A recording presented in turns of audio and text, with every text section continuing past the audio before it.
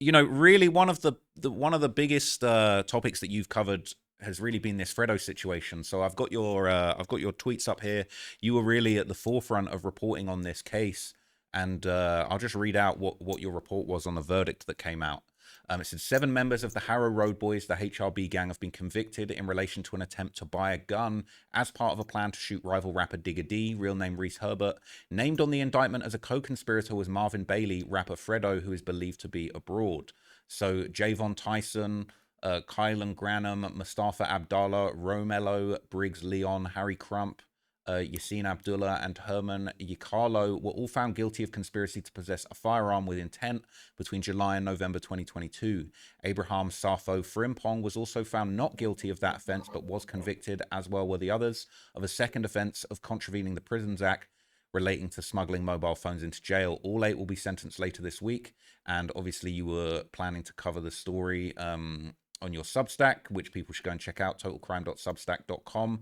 But this was a case that really captured a lot of people's interest, captured a whole section of the UK drill. The whole UK music industry was following this closely. You were really one of the first people at the forefront. The first question that I want to ask you is a controversial one. You say in your tweet, okay, named on the indictment as a co-conspirator was Marvin Bailey, who is believed to be abroad. Now, Fredo was... I had a phone call from Fredo, and he was very upset that I said that he was on the run and he can't come back to the UK. He told me, I'm going to come back to the UK and clear my name, and I've got a great lawyer, and I'm going to clear all of this stuff up. And he said he's not on the run. To me, it looks like the guy's on the run. That's no disrespect to him. But what do you think as far as, he's named on the indictment as a co-conspirator? That sounds like if he was in the UK, he would be getting arrested with this, and I don't think he would be getting bail. And the fact that he is abroad, he's been seen in a few different countries over the last few years, Dubai, Thailand. I think he was in Lagos or somewhere like that recently. It just answer me this once and for all, just on your best judgment. Is Fredo really on the run from charges? Yeah, there's no doubt that he's on the run.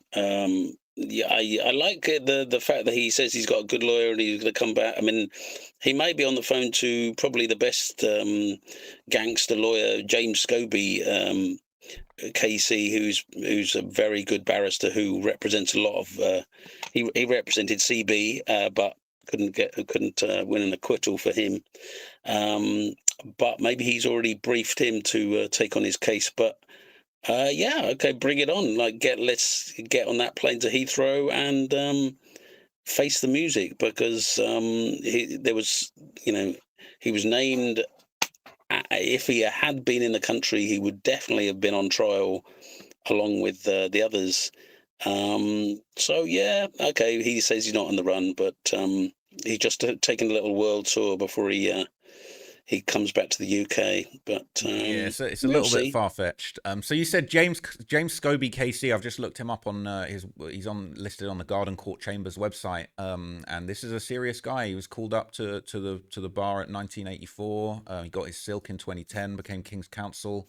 So, he's a serious criminal defense lawyer. It says he's incredibly dedicated and devoted. He effortlessly puts himself in the position of the client to be an effective advocate.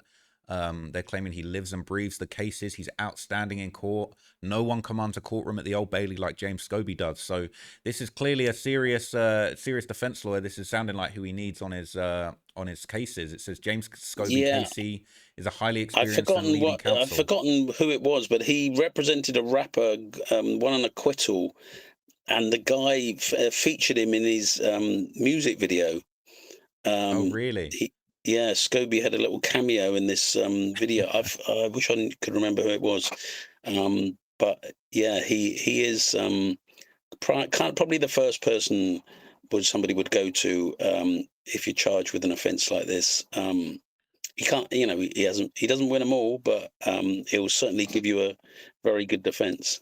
I sound like I'm being paid a commission by him. Well, you never know. We might need to keep his name in the tuck in case there's ever in case I ever get caught up in a criminal case. I don't break the law, so that's not gonna happen. He represented Digga D as well. Earlier this year. Well, no, actually, it was just before Christmas. He had this little what's called a Newton hearing, where he had admitted to possessing cannabis, but was arguing, arguing that he was sort of giving it or selling it to only his friends. He wasn't selling it commercially. and they had like a 2-day hearing where Scobie was representing Digger D, and the judge sort of ended up sentencing him at the end of that one. So yeah, Digger D is one of his customers. So one of the big things, there's quite a few sort of outstanding questions related To to this Matt. Fredo case. And one of the things that I wanted to touch on is the involvement of the other rapper Russ Millions. There's been a lot of reporting. I've got here reporting on Bouncer's page about Russ kind of getting implicated in this case. Anybody that's followed this case closely will know this, but I'll just kind of reiterate. Essentially, it's claimed in this paperwork that all of these guys from the Harrow Road Boys, which is Fredo's gang, they were conspiring to, chip in on a firearm that they were going to use to hurt Digger D. And the report was in the paperwork that the rapper Russ Millions, who had a feud with Digger D from a while back, Digger D and his CGM crew had allegedly robbed Russ Millions for a chain, and they were formerly friends. They had a falling out, and it seemed like Russ Millions was passing on the location and kind of letting people know that yeah, Digger D's at this location. As far as I saw, he didn't call for any specific violence. He didn't say, I know you guys are trying to shoot him, we're trying to take him out, or anything like that, but he did give the location. And there's been a lot of rumors that he's basically being arrested and put on bail for being part of this conspiracy. Now, do you know if there's any update on that, or if he really, if he's been charged with something like conspiracy to murder, and all of these guys have been convicted for a conspiracy to acquire a firearm to cause harm?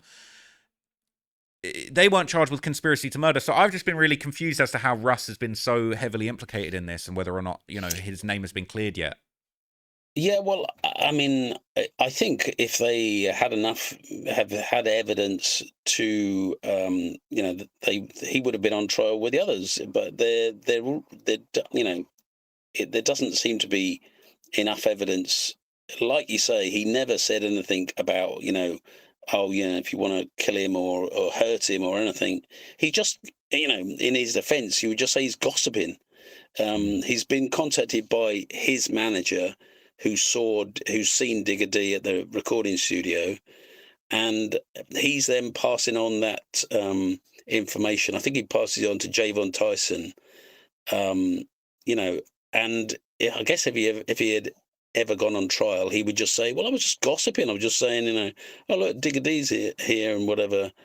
And that he had no intent to cause him any harm. You read into that, that if they had beef before, you might, read into it that he did want him harm, but there's certainly not really enough evidence in those messages to say that that's what he meant. I'm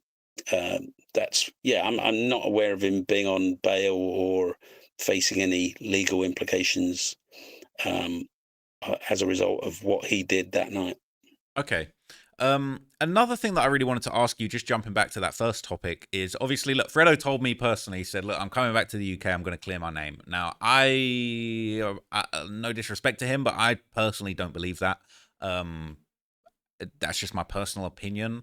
But obviously, if he was to come back to the UK, how serious would the situation be? Because I've heard a lot of analysis of people saying, okay, if he comes back to the UK and he pleads guilty, how likely is he to get a reduced sentence? Because from what I understand, all of the guys on the HRB case, they pled not guilty. They took it to trial. They got sentenced on the basis that they pled not guilty. And that obviously does really lead to a more severe sentence.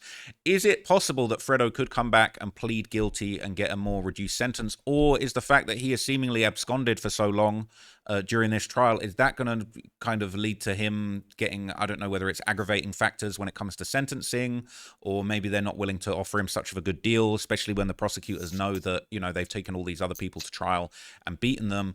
Do you feel like there is any leniency for Fredo to make a deal, to come back, to try and clear his name?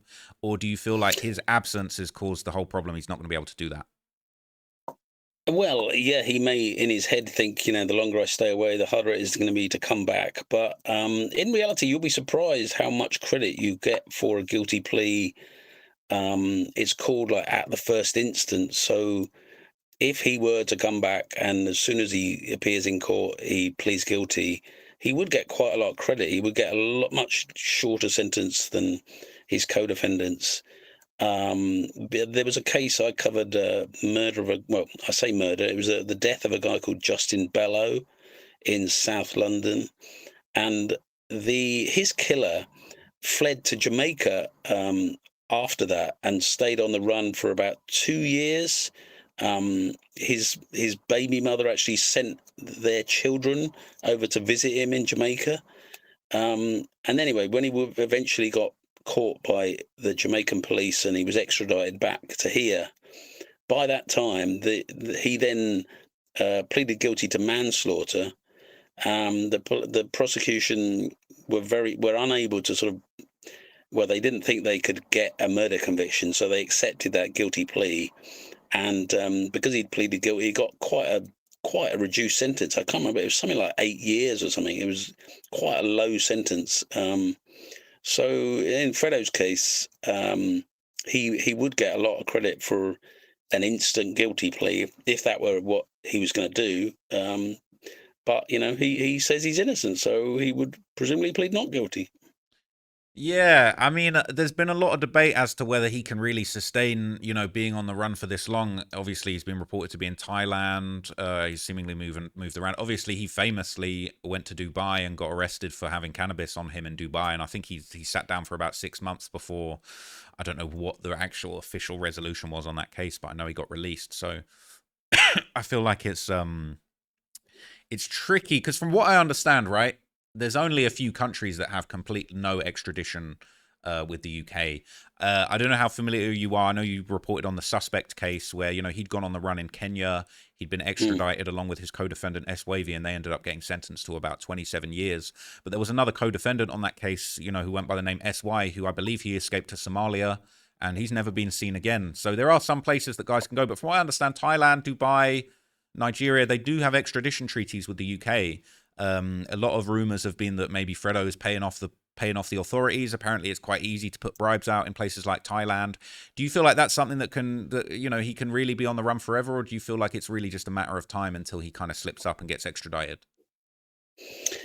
Yeah, I mean, we don't really know how seriously the police are taking it. I mean, how this was not a murder. It was not even a conspiracy to murder. It was the charge was conspiracy to possess a firearm with intent.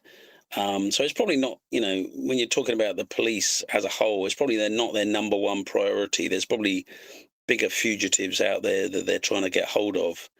But I mean, if they put their minds to it, they could get Interpol to put on a red notice or something like that to, as soon as Fredo pops up in a country that we have extradition treaty with, they would nab him. But it doesn't appear that is the case.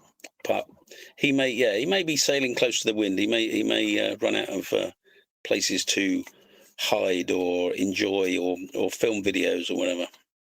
Yeah, I mean, one of the other big things that's been going around, obviously, is the report that his assets have been frozen. Now, when I spoke to Fredo, he said to me, "Oh, I'll send you 5,000 now to prove my assets aren't frozen. Send me your bank account details." And I said, "I'm not sure I want any deposits from you, thank you. I think I'm good on a deposit from you, but we'll have to take your word for it on that." How likely do you think it is that the police would be freezing assets in a situation like this? Because from what I understand, it wasn't a financial crime.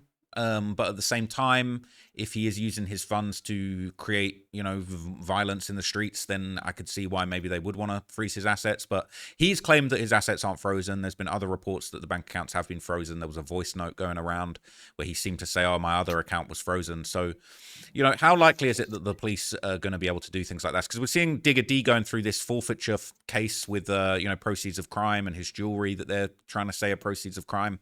How much power do the police have to actually shut down bank accounts and seize assets from people if they're accused of this?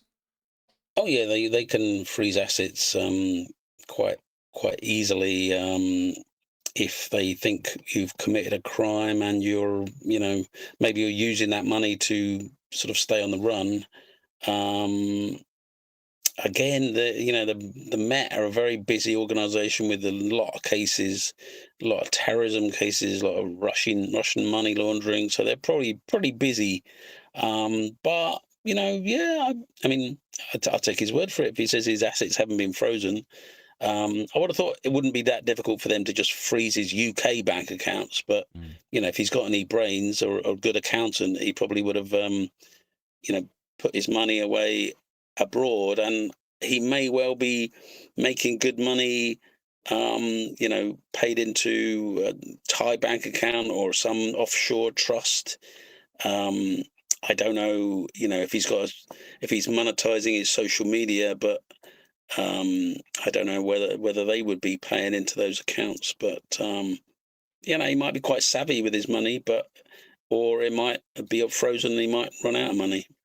Yeah, I did see him getting a pretty impressive, diamond necklace delivered to him in Thailand. So I'm not sure I can vouch for his financial literacy on that stuff, but clearly he's making a lot of money. Well, as I remember, again going back to Digger D and his Newton hearing, he was saying that quite often drill rappers are not what they seem. They will drive around in a gold-plated Ferrari, and they've actually just leased it for the week or whatever. Digger D said he did that occasionally. He would in his videos be seen with masses of wealth, but he'd actually just leased something, or even I think you can probably even lease jewelry for a bit. Yeah, you probably can. I feel like that's the sort of thing that could come back to bite him, because obviously if he's saying that in one breath and then the next breath he's trying to avoid any of his assets being seized, it's a tough one. But I think for Digger D Yeah, and Fredo, good luck with getting legal aid on that case. yeah, that's crazy. That's crazy. I feel like it's an interesting one because really Digger D and Fredo, they're two drill rappers that have really been top of their game. They've both had top charting albums. I think Fredo's had a #1 album, and I think Digger D might have had a #1 or a #2 album. So they're clearly getting a lot of legitimate money. But unfortunately, when you mix it in with this illegal activity, it can cause a lot of problems.